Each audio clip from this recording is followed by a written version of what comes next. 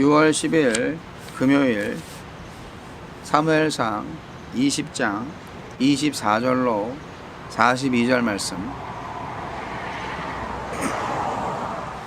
다윗이 들에 숨으니라. 초하루가 되매 왕이 앉아 음식을 먹을 때 왕은 평시와 같이 벽 곁 자기 자리에 앉아 있고 요나단은 서 있고 아브넬은 사울 곁에 앉아 있고 다윗의 자리는 비었더라.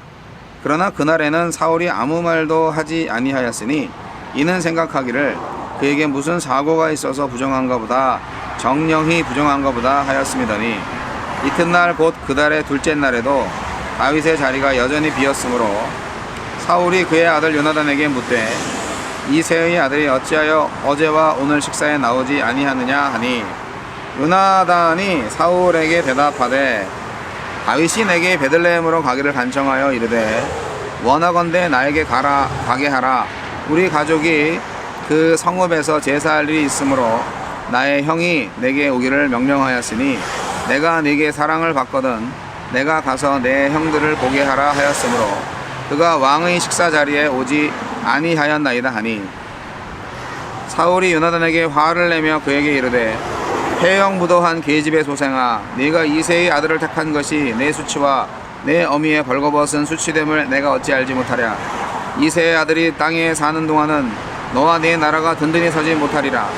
그런즉 이제 사람을 보내어 그를 내게로 끌어오라. 그는 죽어야 할 자이니라 한지라. 요나단이 그의 아버지 사울에게 대답하여 이르되 그가 죽을 일이 무엇이니까? 무엇을 행하였나이까? 사울이 요나단에게 단창을 던져 죽이려 한지라. 요나단이 그의 아버지가 다윗을 죽이기로 결심한 줄 알고 심히 노하여 식탁에서 떠나고 그 달의 둘째 날에는 먹지 아니하였으니 이는 그의 아버지가 다윗을 욕되게 하였으므로 다윗을 위하여 슬퍼함이었더라. 아침에 요나단이 작은 아이를 데리고 다윗과 정한 시간에 들러 나가서 아이에게 이르되 달려가서 내가 쏘는 화살을 찾으라 하고 아이가 달려갈 때에 요나단이 화살을 그의 위로 지나치게 쏘니라. 아이가 요나단이 쏜 화살 있는 곳에 이를 즈음에 요나단이 아이 뒤에서 외쳐 이르되 화살이 네 앞쪽에 있지 아니하냐 하고 요나단이 아이 뒤에서 또 외치되 지체 말고 빨리 다름질하라 하매 요나단의 아이가 화살을 주워 가지고 주인에게로 돌아왔으나 그 아이는 아무것도 알지 못하고 요나단과 다윗만 그 일을 알았더라. 요나단이 그의 무기를 아이에게 주며 이르되 이것을 가지고 성읍으로 가라 하니 아이가 가매 다윗이 곧 바위 남쪽에서 일어나서 땅에 엎드려 3번 절한 후에 서로 입맞추고 같이 울되 다윗이 더욱 심하더니 요나단이 다윗에게 이르되 평안히 가라. 우리 두 사람이 여호와의 이름으로 맹세하여 이르기를 여호와께서 영원히 나와 너 사이에 계시고 내 자손과 내 자손 사이에 계시리라 하였느니라 하니 다윗은 일어나 떠나고 요나단은 성읍으로 들어가니라.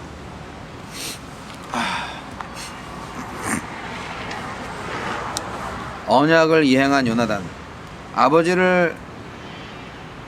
다윗을 죽이라는 아버지 사울의 분명한 의지를 확인한 요나단은 그 사실을 다윗에게 알려주고 둘은 여호와 앞에서 자손에게까지 미칠 언약을 세웁니다.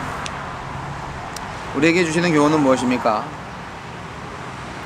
다윗에게 창을 던진 후에 아무 일도 없었다는 듯이 사위가 될 것을 제안했던 사울이 다윗을 죽이러 라마 나옅까지 쫓아간 후에도 평시와 같이 식사 자리에 앉아서 다윗이 참석하기를 기다리고 있습니다.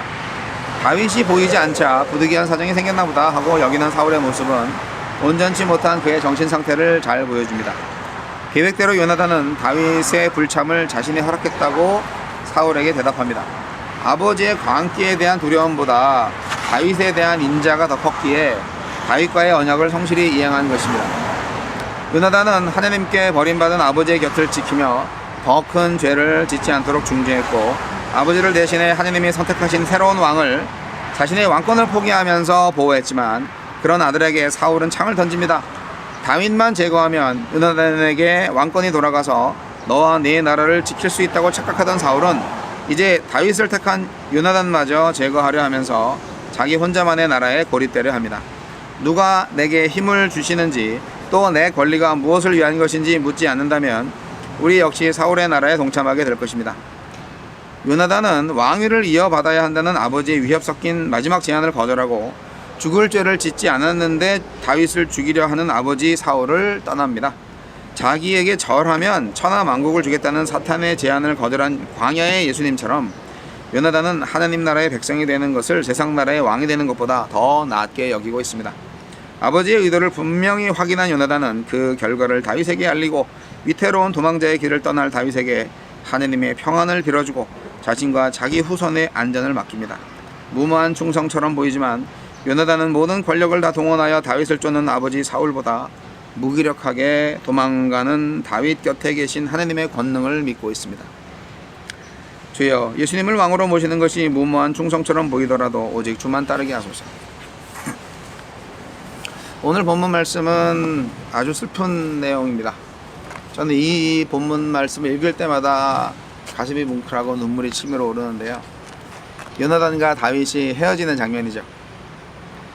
요나단은 아버지의 본심을 확실하게 확인했습니다. 뭐 그럴 수밖에 없죠. 아버지가 정말 다윗을 죽이려고 하는구나. 왜 다윗을 죽이려고 하십니까?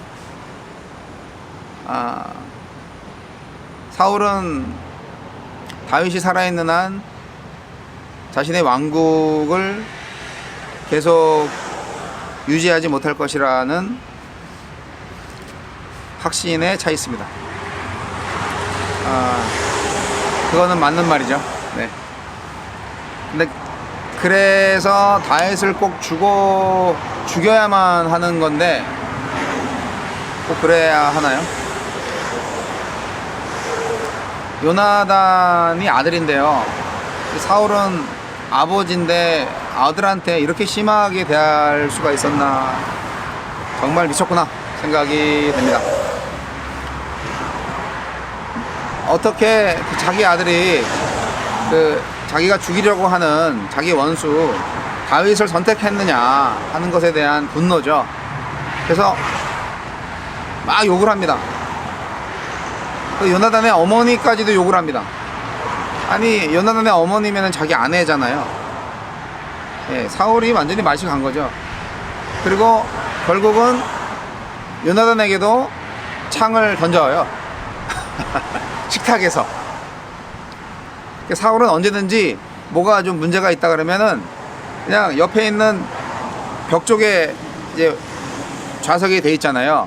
벽 쪽에 돼 있다는 것은 그만큼 방어할 수 있는 면적이 줄어드니까 안전한 곳이잖아요. 그래서 그쪽에 이제 무기가 있었던 것 같아요. 그래서 여차하면 창을 들어서 던져버리는. 근데 자기 아들한테까지 창을 던진다는 게 말이 됩니까? 아무리 화가 난다 그래도. 그래서 이제 사울 왕에 대한, 아버지에 대한 그 실망, 그리고 그 살기로 인하여서 도망을 갈 수밖에 없는 다윗으로 인하여서 요나단은 시급을 전폐하고 통곡을 합니다. 예. 그 다음날에 아무것도 먹지 않아요. 그리고 이제 다윗을 도망시켜야 되겠다. 그래서 그 전날에 이제 약속을 했던 그 사인을 주기 위해서 들러 나가서 다윗에게 사인을 줍니다. 화살을 멀리 보낸 거죠. 요나단은 현실에 직면합니다. 현실이 뭐냐? 요나단의 친구 다윗을 도망 보내야 된다는 겁니다. 꿈은 뭐였냐? 아버지가 제정신으로 돌아와서 다윗을 죽이지 않는 걸로, 그래서 평화스럽게 왕권이 이양되는 걸로 그렇게 생각을 했을 텐데 현실은 그렇지 않았어요. 사울은 다윗이 반드시 죽어야만 한다고 생각을 하기 때문에, 그래서 현실은 다윗을 도망 보내는 거였어요.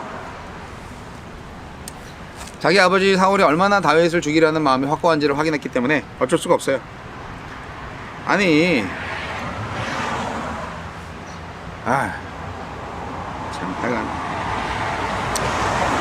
요나단은 약속을 지키는 친구입니다. 아침에 일찍 일어나서 아이 하나를 데리고 그렇게 이제 다윗하고 사인을 주고받은 것을 하죠. 아버지는 다윗을 사망의 자식이라고 불렀습니다. 요나단은 하나님의 인자, 즉 헤세드를 따라서 생명같이 여기는 친구에게 살 길을 제시합니다. 우리 아버지가 너를 정말 죽이려고 해. 아, 그렇지. 나도 알고 있었어. 뭐 그렇게 했겠죠. 여러분, 우리 그리스도인들의 생명을 노리는 사탄의 세력들이 오늘날에도 많이 있습니다.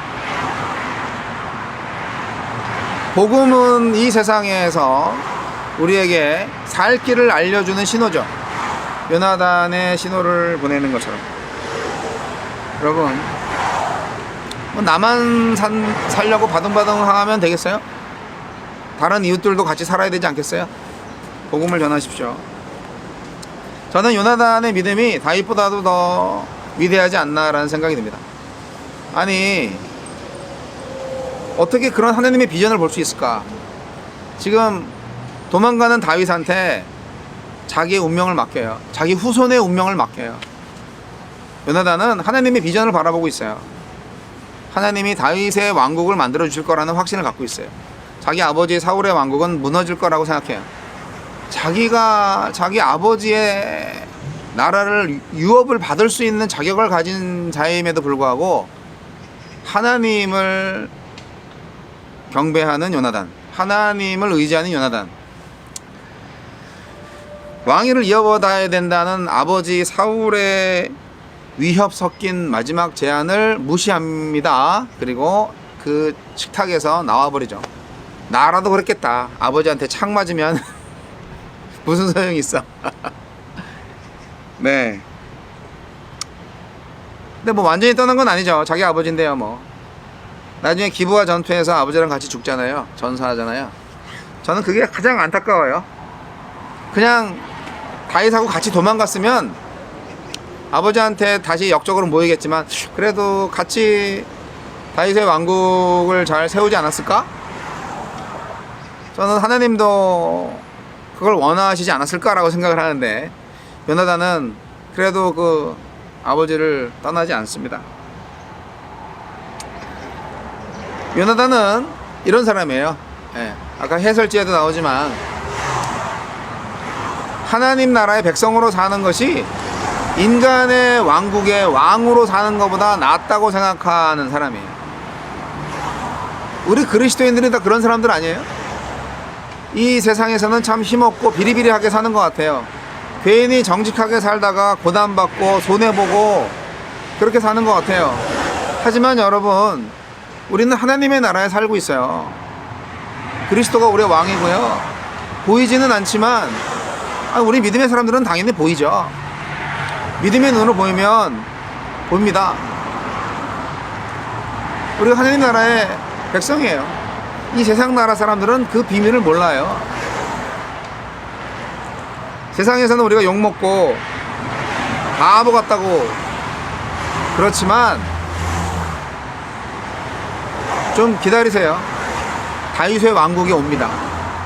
그때가 되면 우리는 이 세상의 왕으로 하는 거 이상으로 부귀영화를 누릴 겁니다. 평화의 나라를 체험할 겁니다. 예수님이 말씀하셨죠.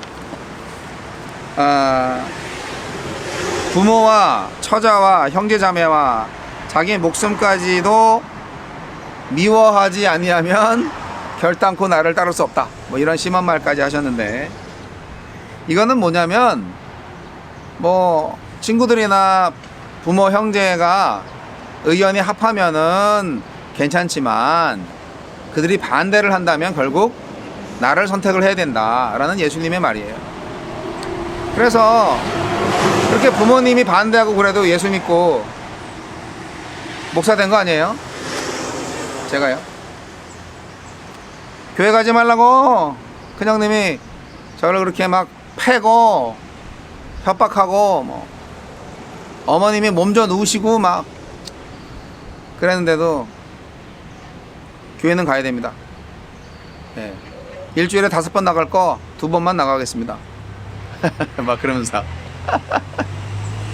고등학교 때인데. 자, 요나단은 모든 권력을 다 동원해서 다윗을 쫓는 아버지 사울보다 무기력하게 도망하는 다윗 곁에 계신 하나님의 권능을 믿은 사람입니다. 이러한 요나단의 믿음을 저와 여러분이 가져야 됩니다. 이 세상에서 아무런 힘도 없는 우리 그리스도인, 그러나 하나님께서 힘이 되셔서 우리를 구원하시고 우리를 하나님의 나라로 인도하십니다. 하나님의 나라와 이 세상 나라는 겹쳐 있어요. 우리가 이 세상의 나라에서도 하나님의 나라에 살면서 하나님의 나라를 볼 수 있어야 됩니다. 우리의 왕은 그리스도십니다. 세상의 왕이 아니에요. 인간을 믿지 마세요. 하나님만 믿으세요. 언젠가는 다윗처럼 하나님의 나라에서 우리를 영접하시고 높여주실 것입니다. 모두가 다윗 같은 왕처럼 하나님으로부터 은혜를 입고 세상의 어떠한 나라들의 왕들보다 훨씬 더 멋진 모습으로 우리가 변화될 것입니다. 그 믿음을 가지고 오늘 요나단의 믿음과 행동을 뒤따르시기 바랍니다. 저 여러분의 마음속에 있는 다윗을 사울로부터 피신시키시고 다윗을 통한 하나님의 꿈을 오늘도 꾸시기를 주님의 이름으로 축원합니다.